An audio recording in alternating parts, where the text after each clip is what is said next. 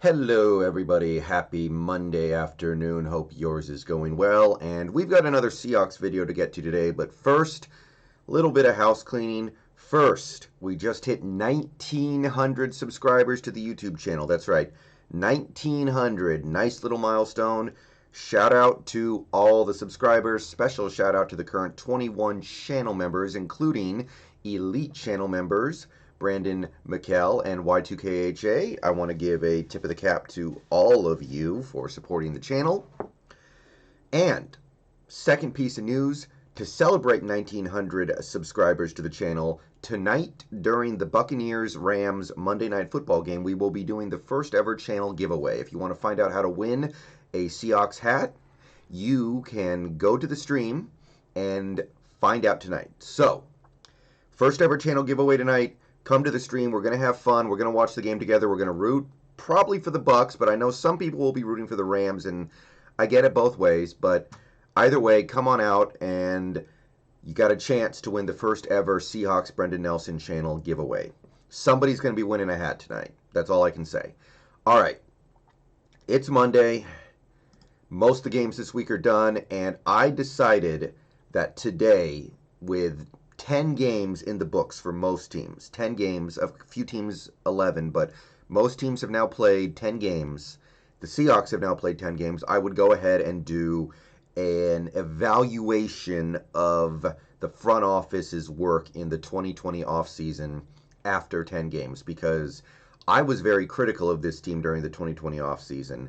I felt like they had a bad offseason. I felt like they had a bad draft. I felt like they made a lot of bad decisions, and I wanted to see if that was still the case after seeing the first 10 games. And obviously some of the stuff we did, we're not really going to know if it was good or bad for a couple of seasons. I understand that. But we're going to judge everything that we can after 10 games and see where things are. So, this is going to take a while. This is going to be a longer video, but we're going to dig into it, and we're going to see how did the front office do 10 games in. First, let's take a look at the players that we lost over the 2020 offseason. And this is only going to go over the key players, you know, the important players, the players who went on to at least play somewhere else. So we're not going to do like Justin Britt, because Justin Britt can't even get on a team. Everybody knows that getting rid of Justin Britt when we did was the correct move, because not only was he not good for us last year, not only was he coming off a major injury, but he can't find work anywhere else. So it is what it is. All right.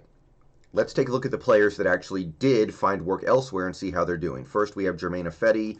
He was a free agent loss to the Chicago Bears. Now, he signed a very, very cheap contract with the Bears. So cheap, I actually found myself thinking, you know, I wouldn't have hated bringing that dude back if he was only going to cost that much money. But let's take a look. The Bears, first of all, moved him to guard, and it seems like he is playing better. He's got 10 starts under his belt. He's only committed 2 penalties, and he's only allowed 1 sack in 10 games. So that's not bad. His Pro Football Focus grade is not terrible either, 64.8. That marks him as an above average to average starter in the league. Now, I am a big advocate for taking Pro Football Focus grades with a grain of salt, because they're going to miss stuff. They're going to be inaccurate. It is what it is. You cannot have a system like they do without making a lot of mistakes, but they try, and I respect the effort. I just don't totally trust the results. So Ifedi's not playing bad. However, it is worth noting that the Bears have the worst rushing attack in the league, and as Germain Ifedi is a guard, you would think some of that comes back to him. So Ifedi, I don't miss him, but he's not playing terrible in Chicago. All right, another offensive lineman. This guy we cut, and he ended up going to the Baltimore Ravens, DJ Fluker. How's he doing?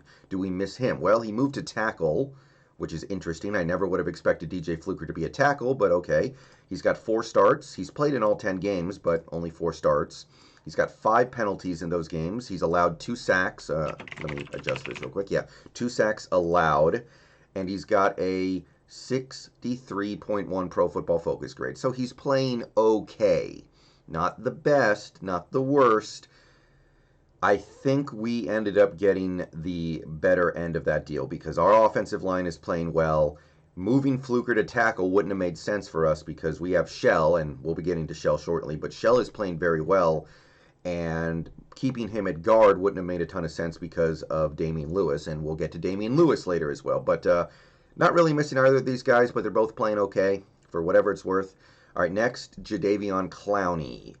He was a free agent and went to the Tennessee Titans. He has 8 starts so far this season. He's got 19 tackles. He's missed 4 tackles, so not a big impact there. He's got 4 tackles for loss. Underwhelming. 1 forced fumble, 4 passes deflected, and 11 QB pressures. One thing that's worth noting is that he still has 0 sacks. His Pro Football Focus grade is quite good, 75 almost. He's got a PFF grade that marks him as a quality starter in the NFL. Pro Football Focus has always had a man crush on Jadeveon Clowney. I'm not really convinced that it was ever warranted. He's not a bad player, but I think they overvalue his run defense, and they underestimate how big of a problem it is that he just doesn't bring down the QB. But Pro Football Focus does like Clowney, and they think he's having a fine season. However, the man has gotten injured now, and he's going to miss a few games, and he's already missed a game or two to start the season, so not really missing Clowney, especially when you consider he got the $12 million from Tennessee. We are getting more production from a dude we traded a bum, a 7th-round pick, and gave $2 million to. So not missing Clowney. I think so far the front office is doing fine in terms of the players they let go. All right, next up we have Quentin Jefferson. He was a free agent. He went to Buffalo. He's got 4 starts. He's played in all 10 games, though, but only 4 starts. 16 tackles, 2 missed tackles, 1 tackle for loss, 1 forced fumble, 1 fumble recovery, 1 pass deflection, and 6 pressures to go with 2 sacks. So very unremarkable, not terrible. His PFF grade is quite bad. It's 55.3. That's pretty lackluster. That's pretty mediocre. That's underwhelming. Not really anything you miss. So Quentin Jefferson not playing that well for Buffalo, it seems like. Not the worst, but I don't feel like we're missing him. So that's another loss in free agency that I think this team is more than happy to put on their report card at the end of the season. Finally, we have Bradley McDougald. He was let go in a trade with the New York Jets. So Bradley McDougald so far this year for the hapless, winless Jets has started 7 games. He's been injured a bit. 36 tackles, not bad. 5 missed tackles, not great. 1 fumble recovery and 3 pass deflections. And in coverage, he's allowed 12 completions on 18 attempts, 12 of 18, which is not terrible. 193 yards, 0 touchdowns allowed, and 102.3 QB rating. So his coverage numbers are not bad. They're a lot worse than they were when he was in Seattle, that's for sure. His PFF grade is abominable. It's a 41. This is terrible. This marks him as somebody who should not be starting in the NFL. However, when you play on the worst team in the league, things are going to look a little worse than they should be. So I'm not necessarily saying that McDougald is terrible now, but given the way he's performed so far this year, I can't say that I'm missing him.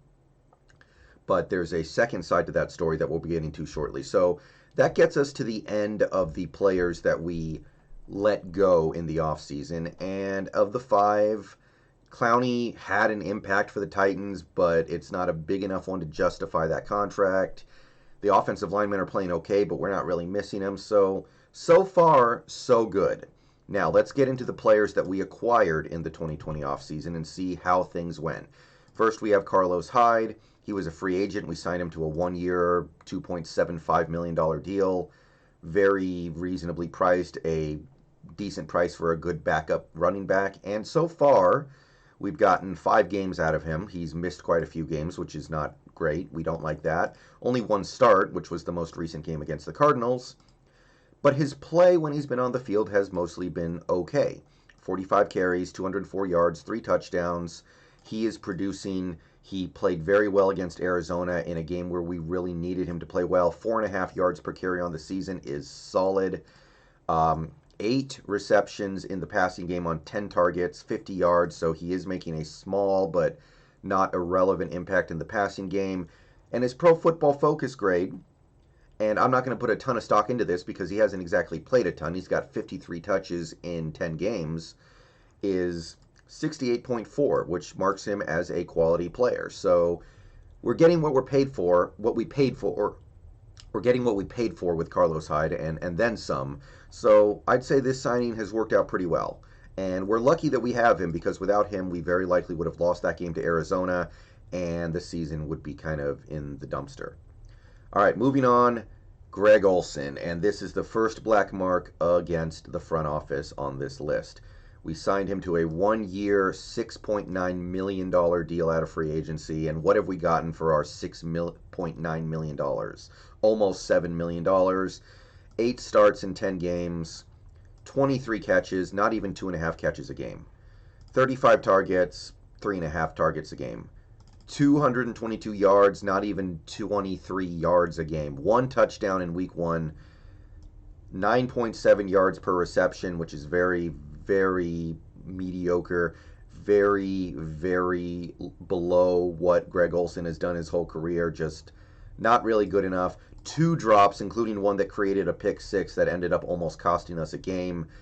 His Pro Football Focus grade is okay, 61.5. And now he's injured and will miss the rest of the season and probably most of the playoffs. He has a chance to be back for like the NFC title game, but at that point, will he even be able to have a meaningful impact after missing 2 months? So, yeah. A few people in chat recently, when I've been talking about Greg Olsen, have defended him because, oh, he's a good run blocker. He's a great mentor for the young guys, but you don't pay $7 million for good run blocking from a tight end. I'm sorry, you just don't. So, yeah, this was a whiff. Greg Olsen ended up being basically replacement level for us over 10 games. The best I can say for him is that he made some clutch third down catches in a few games. He had the clutch fourth down grab against Dallas to keep that game alive. Miami, he made some crucial catches, but it's not good enough. It's just not good enough, and this was a waste of $7 million. Jacob Hollister could have put up these numbers just fine in the absence of Greg Olsen. Moving along, Brandon Shell. Things get a little happier here. He was a free agent. We gave him 2 years, $9 million, so pretty cheap, and what have we gotten? Well, 10 starts, so he started in every game, although he is now injured, and we don't know if he's going to miss time or not. Going to have to keep an eye on that, but through 10 games, he has 4 penalties, which it beats the hell out of what Ifedi was doing here, that's for sure. He's allowed 3 sacks, which is manageable. I'm not going to get super angry about 3 sacks allowed from a starting right tackle over 10 games. And his Pro Football Focus grade is quite good, 72, which marks him as a quality starter in the NFL. And people who watch the offensive line in Seattle, people who really watch tape, people who really watch, pay attention to this stuff, all say that Brandon Shell is playing quite well. So Brandon Shell, that was a good free agency pickup. That was clutch. That's made our team better. I will give the front office credit here. This was a nice pickup. Now we have to go back to the more negative side of things because next up we have Jamal Adams, the big free agent, well, not free agent, but trade acquisition of the 2020 offseason. First round pick, third round pick, and Bradley McDougald to the Jets in exchange for Jamal Adams. And what have we gotten so far for this massive bounty of assets? 6 starts, he got hurt, and we can't help that, and he can't necessarily help that. I get that. I will grant you that. He did get hurt. 38 tackles, that's very good in 6 games. He's missed 4 tackles, not the best. 6 tackles for loss, very good for a safety, no complaints there. 17 quarterback pressures, which is monstrous. 5.5 sacks, which is, we probably never had a safety with that kind of QB pressure impact before, so that's pretty remarkable. He's forced a fumble. He's got 1 pass deflection. You would expect a few more than that from a safety, but I think he's got a couple on 2-point conversions this year that aren't reflected in these stats for whatever that's worth. So there's ups and there's downs here. One big down would be his overall coverage numbers, 18 completions on 23 targets, almost 300 yards. He hasn't allowed a touchdown yet, although his freelancing against Arizona did allow 1 touchdown that didn't officially get contributed to him, and his QB rating allowed is almost 119. So the coverage is not good. The QB pressure is phenomenal. The tackles for loss is great. Missed tackles is not ideal. So there are ups and there are downs. And at the end of the day, his Pro Football Focus grade is 57, which is pretty, average. 57 is basically And bottom line is this. You do not trade for Jamal Adams to have a bad defense. You do not trade for Jamal Adams especially to have a historically bad defense. And that's what the Seahawks have right now. The Seahawks have one of the worst defenses in NFL history. I don't care how good Jamal Adams is. And I think Jamal Adams is a phenomenal player. I'm not holding any of the stuff that's happened this year with the exception of maybe some of the freelancing against Jamal Adams. I know he can cover. He did it in New York. I know he's an elite player. I know he can be part of a great defense.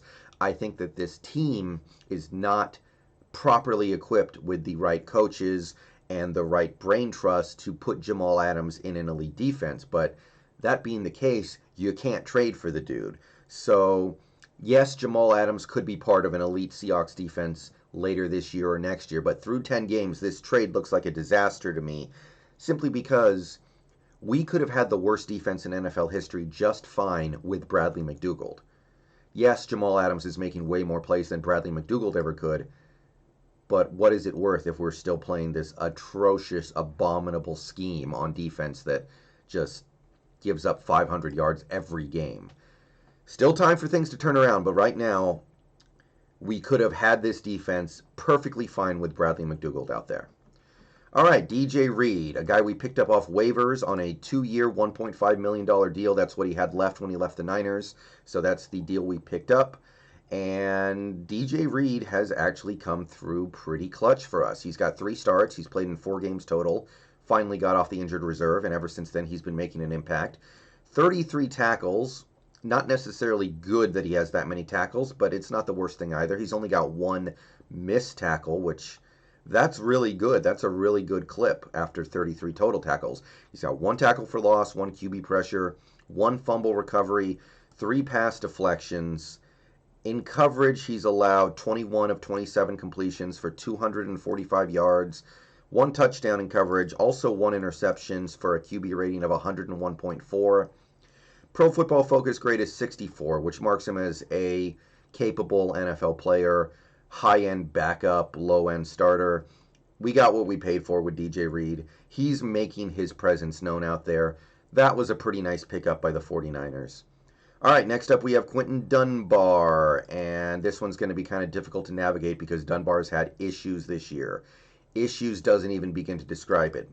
We traded a 5th-round pick for him. He's made 6 starts. 6 starts. He's got 30 tackles, 4 missed tackles. Not great, not the worst, not bad, not, just kind of in the middle, average. 2 tackles for loss, 5 pass deflections. In coverage, he's allowed 35 completions on 54 targets for a staggering, absolutely mind-blowing 491 yards in 6 starts. Oh. 4 touchdowns. He does have the 1 pick. QB rating allowed is 111. His Pro Football Focus grade is below 50. It's below 48, in fact. Now, Dunbar's been playing injured, and against Buffalo, he should not have been on the field. And him being on the field led to him giving up a ton in coverage. If you take out that Buffalo game, these numbers would not be nearly this ugly. But regardless, these are the numbers, and they are indisputable. So, yeah, Quinton Dunbar doesn't look like he was a good acquisition. It might not totally be his fault. He's still got time to turn it around as the season goes on, but as I sit here, 500 yards allowed in coverage in 6 starts is just highly, highly unacceptable. Hopefully he can show us what he's made of later. All right, moving on, we have Benson Mayowa, free agent. We gave him 1 year, $3.1 million. He's made 6 starts. He's played in 7 games total. He got hurt, and he just recently made his way back. So far this season, he's got 15 tackles, 3 missed tackles, which that's not good, 2 tackles for loss, 1 forced fumble, a fumble recovery, 3 pass deflections. Well, one of them was clutch against the Falcons on 4th down. He's got 13 QB pressures, which is pretty nice, and 2 sacks. His PFF grade is pretty bad at 50.1, so they're seeing something in his game that is not good. At the end of the day, Mayowa's been maybe, I guess you could call him a nice piece of duct tape on the leak. He's made some impact on these games. He's done some nice things for us. He's not been worthless and we're getting what we paid for with the $3.1 million contract, but not really anything special. And Benson Mayowa ended up being kind of the big offseason pass rush acquisition because Irvin got hurt so quickly, and we'll get to Irvin shortly. But, you know, I appreciate having Mayowa around, but he's certainly not having some monster impact. I'd say we're getting what we paid for, though. That's the best I can say. Carlos Dunlap is up next, and this one has so far through 3 starts been a slam dunk. We traded a 7th-round pick and B.J. Finney. B.J. Finney, by the way, was a free agent acquisition this offseason that went terribly wrong. He was a complete trash can for us before we traded him, but we traded him for something good, so it all worked out in the end. He's made 3 starts in Seattle, 10 tackles. He's missed 1 tackle. He's got 5 tackles for loss. 8 QB pressures, and by the way, the road to 150 is going to look very rosy on Thursday this week because Carlos Dunlap may have single-handedly saved this defensive line. You guys will see what I'm talking about soon. And he's got 3.5 sacks. So, yeah, this was a home run slam dunk. Thank God we made this trade at the buzzer because Dunlap may very well be the thing that saves our defensive line's ability to get to the QB by himself at this rate. So, Dunlap, hey, front office, credit where credit is due. We did it. Demontre Moore is up next. He was a free agent. We gave him 1 year, $900K. Very cheap. We did not obviously expect that much from him. And so far, he's actually delivered pretty good in my estimation. He's played 7 games. He then got suspended for steroids, but he'll be back after missing another 3 games. The suspension sucks, obviously, but when he played, he gave us 8 tackles, 1 tackle for loss, 1 forced fumble, 7 QB pressures, which is actually more than I was expecting, and I was expecting more than most people. So Demontre Moore made his impact known. 1 sack. His PFF grade is just mediocre, 59. He's committed some penalties, and he's not very good against the run. But for $900K, this has been good. This is a good bargain. $900K gets you a capable pass rusher who has generally made his impact known in every game he's played in. So I give a salute to Demontre Moore for doing the little that he has done on a $900K salary. All right, chugging right along, we have Bruce Irvin. This one's kind of depressing. We'll get through this quickly. He only played 2 games, and then he got hurt. $6 million. We're not going to be seeing that $6 million do that much for us this year, but when he played, he was playing quite well. 5 tackles, 1 tackle for loss, 4 QB pressures. Had a PFF grade of almost 69. So Bruce Irvin was actually playing well to start the season, and then, well, stuff happens, right? But you may notice one trend with the Seahawks this offseason, and this will become even more apparent as we go along. The harder the Seahawks front office punched, the more we missed. The little punches are hitting pretty well.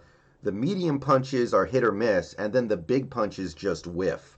And that's why this front office failed in the offseason, in my opinion. But at the very least, I can say some of the smaller moves they made, some of the lower risk stuff they did, it did help this team, and it did give us good value. But got to hit harder on some of the big swings. All right, moving along, players retained. What about the players that we could have let go but didn't? So first up, we had David Moore. We kept him on a 1 year, super cheap $800,000 deal. What did he give us for that $800K? He's played in every game. He started 4 of them, 24 catches, 31 targets, 337 yards, 4 touchdowns, 14 yards per reception. So that's solid, man. I can deal with that from a third receiver. He's played pretty well. I think he might have 1 or 2 drops. The dude is making an impact on this offense. The dude has shown me some good stuff. Oh, and by the way, he's also a competent running back. Well, he's competent on those receiver jet sweeps. He's got 5 carries for 46 yards. That's a non-trivial impact on the offense, 9.2 yards per carry. Also a competent punt returner. PFF grade is very nice, 71.4. So David Moore has been a steal for us at this salary, and he's working his way into a bigger contract for somebody next year. So that was a good decision by this front office to keep him around. Jacob Hollister, on the other hand, I can't quite say the same for, although he's not as bad as I thought. He's made 1 start, but he's played in every game, and he's got 14 catches on 19 targets, 118 yards and 1 touchdown. And his PFF grade is actually very good, 73. Now, as you guys know, I'm not a big PFF shill, but I do have to say Hollister has made some degree of an impact on this team this season, and we may be fortunate that we didn't trade him when I wanted to trade him. We may be fortunate that we didn't let him go when I wanted to let him go, because we're going to need him a little bit now. I still say $3.3 million is way too much for a dude who's averaging a catch and a half per game, but that doesn't mean Hollister isn't making a semi-meaningful impact on this team. So I can't completely bash on the front office for this one, but we are investing a ton of resources into tight end this year, and we're just not seeing the bulk volume stats that we need. So too much money, but not as big a disaster as I thought it would be. Mike Iupati is next up. We kept him on a 1-year, $2.5 million deal, and we're getting exactly what we expected. He's gotten injured a couple times already. Mike Iupati and getting injured goes together like peanut butter and jelly. 6 starts, so he has started most of the games. Hopefully he can keep his body together for another 6 games plus playoffs, but we all know that's unlikely. He's got 2 penalties on him in 6 starts and 0 sacks allowed. PFF grade is sterling, almost 79. So PFF loves the dude, and I would say for $2.5 million, we're getting what we paid for and then some. So I'm good with this. I wish he could stay healthy. He's going to retire at the end of the year. Please retire, dude. You need it. Your body needs it, but we're getting what we needed, and I can give credit for that. Okay, next up we have Jordan Simmons. We kept him on a 1-year, $700,000 deal. He's played in 9 games out of 10. He's got 4 starts, all of them in relief for Mike Iupati.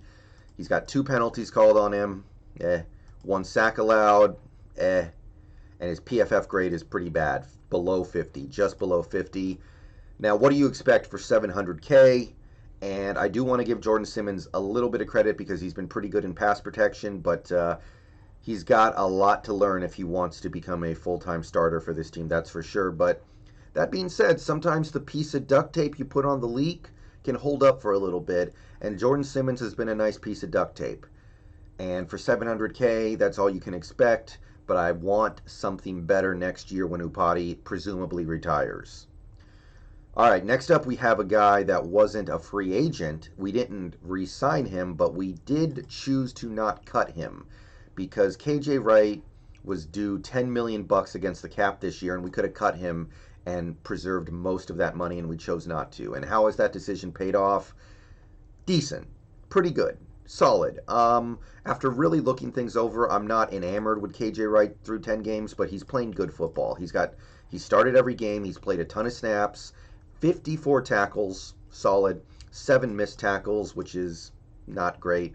5 tackles for loss, good. 1 forced fumble, 2 fumble recoveries, 6 pass deflections, 2 QB pressures, and 1 sack. So he's doing pretty well at having an impact on this defense. He's not a playmaker, but he's doing his job.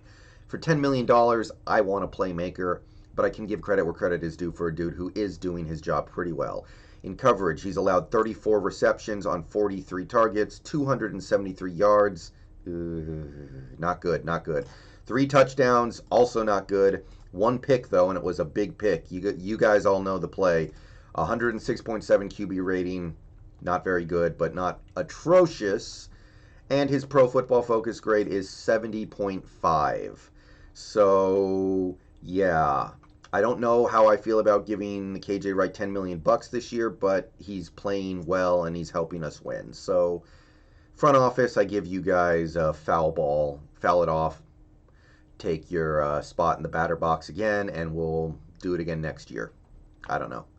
My metaphors are getting mixed up. This video's long. Sue me. Actually, please don't.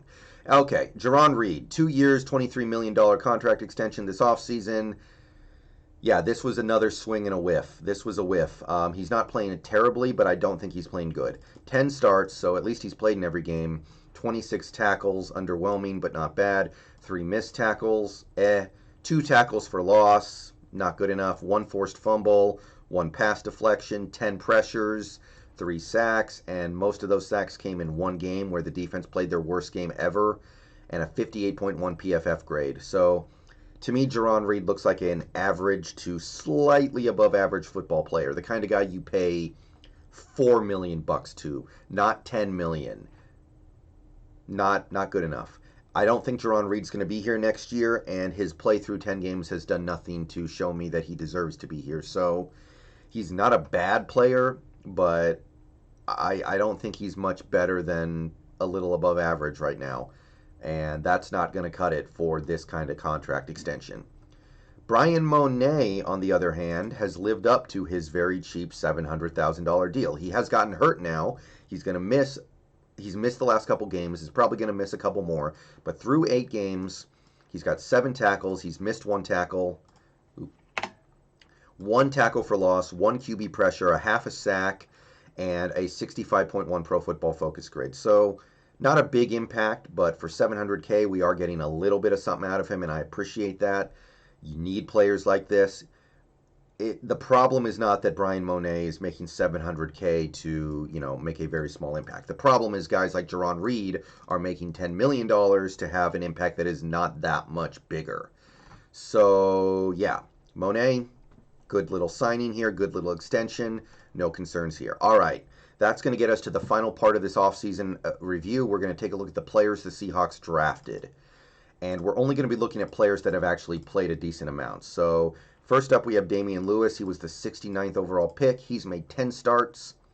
There have been some bumps. He's got 9 penalties in 10 starts. That is first in the league. No player has more penalties than Damian Lewis. He's also allowed 2 sacks, which is... I don't want to say it's an issue, but most guards, and Damian Lewis has played guards so far in his career, except for 1 game, most guards do not allow more than a couple sacks over the course of a season. However, his overall play has been stellar. His Pro Football Focus grade is 76.4.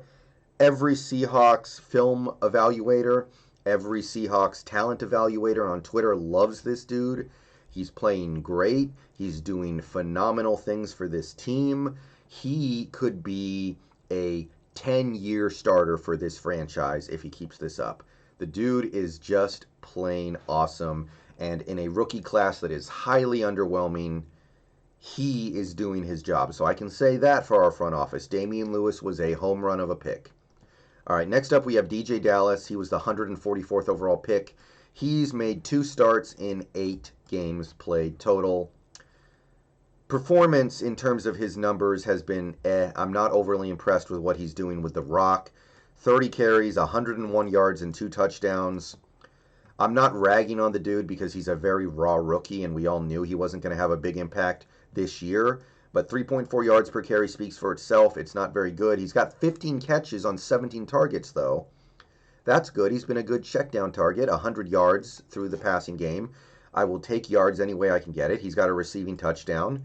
6.7 yards per reception. For a running back, you can live with that. So he's not been without his impact, but 45 touches for 201 yards, it's just not good. And we needed a rookie running back to make a meaningful impact on this team this year because Carson got hurt and Hyde got hurt, and DJ just didn't quite cut it. His Pro Football Focus grade is shockingly good, and this to me speaks to a hole in Pro Football Focus's logic, because not only has he been mediocre with the ball, but he's also not really had a great grasp of the offense, and that's shown up on a few plays. He's not been a great blocker, and that showed up at the worst possible time against Arizona. So this, to me, says that they're just not looking at the right things. But for whatever it's worth, his Pro Football Focus grade is quite good. All right, next up we have Freddie Swain, 214th overall pick, very low in the draft, and what do we have to show for it? A little something. He's got 1 start in 10 games. He's played in every game. He's made a catch per game through 10 games. So he is having a little bit of an impact on this team. 15 targets, 134 yards, and the touchdown. So maybe there's a little something here. I'm more inclined to believe Freddie Swain as of right now is just another guy. If Freddie Swain disappeared tomorrow, you could replace him with anybody, and you wouldn't notice. Pro Football Focus grade of 57.8. Not bad. For a late pick in the draft who's a raw rookie, I can take it. All right, now we move on to the defensive draft picks. We only have 2 meaningful ones so far. First is Jordan Brooks, 27th overall. He is playing. He's played two starts, and he's played in 8 games overall. He is getting on the field more and more as time goes by. He's got 22 tackles. He's got 3 missed tackles, 1 tackle for loss, 1 pass deflection, 8 of 10 allowed in coverage, 8 receptions on 10 attempts, 85 yards, 102.1 QB rating, and his Pro Football Focus grade is terrible. So there's something in here that tells me that he's not fulfilling his duty on certain plays that don't show up in the stat sheet, or Pro Football Focus just has some kind of hate boner for the dude. So 39.5 is atrocious. And in my opinion, Jordan Brooks is not playing this bad, but he's not having a sizable impact on this team at all. He's just a guy who comes in and does his job every now and then, and that's it. And that's just not good enough for a first-round pick. So once again, we are seeing this Seahawks front office. They're getting their bunts down. They're moving the runner over to second base. They're hitting singles. But when they swing for the fences, they miss by 2 feet. Every time they miss by 2 feet. And don't even get me started on Darrell Taylor, who I'm not even going to go over in this video, but he hasn't even seen the field yet. So the harder we swing, the more we miss by. All right, last one, Alton Robinson. We're going to end on a little bit of a happy note. 148th overall. The dude has made 1 start, played in 8 games. He hasn't gotten hurt. He just wasn't active for the first 2 games. He's made 14 tackles. He's missed 2 tackles. 4 tackles for loss. Solid impact. 5 QB pressures and 2 sacks. Pro Football Focus thinks he's playing at slightly above replacement level, I guess. But I will take that from a 5th-round rookie that I was expecting nothing from this year. So that was a pretty decent pick so far. He's made his presence known out there a little bit. Not a lot, but a little bit. So that's my look at the 2020 offseason through 10 games. How did we do overall? I think the best way to put it is we did a lot of the little stuff well, but we couldn't do any of the big stuff well. Jamal Adams, I'm not saying anything bad about Jamal Adams, but it's not working here right now. And we got time to turn that around. But right now, as I sit here, it's not working. Greg Olsen didn't work out. Bruce Irvin got hurt after 2 games. Jordan Brooks, first-round pick, having a minimal impact on this defense. That's why this team isn't as good as it could have been. However, we got 6 games left this season to turn it around. And with that, I'm going to get out of here. Peace out, Go Hawks. Come out to the streams tonight. Remember, we're doing a giveaway. We're going to give away a hat. Somebody's getting a hat. That's all I know. All right. See you guys later. Peace out, Go Hawks.